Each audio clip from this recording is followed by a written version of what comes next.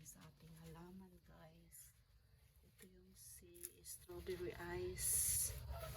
Nilipat natin kasi malata yung lupa. Ito naman si Three Kings. Ito, hindi ko alam kung anong halaman ito. Para siyang,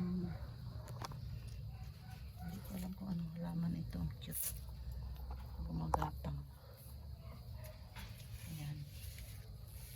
Yung aking melon, naghihingalo. Mabubuhay, mamamatay.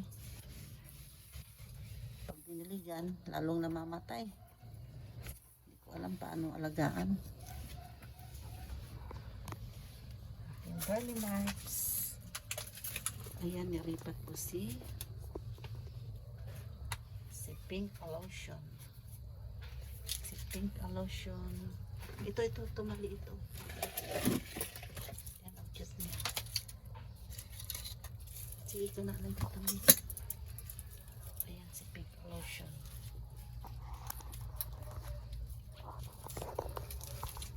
Marami na akong singhon yung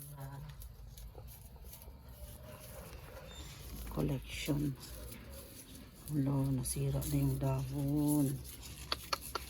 Ano na nangyari dito? Oh my God. Sayang. Ay, ito pa si pink spot. Si Syngonium. Ay, di yata to si pink splash. Ako, nakalimutan ko na kung sino itong Syngonium na ito. Ayan guys, yung aking Tycoons. Ang ganda ng new leaves niya.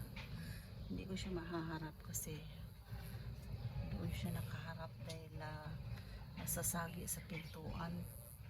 Baka masira kada bukas ng pinto, natatamaan, kaya doon ko siya hinaharap. Mamaya iikot ko yan. Ang ganda ng leaves niya. Ang ganda ng leaves niya. Variegation. Tapos may bagong singhon.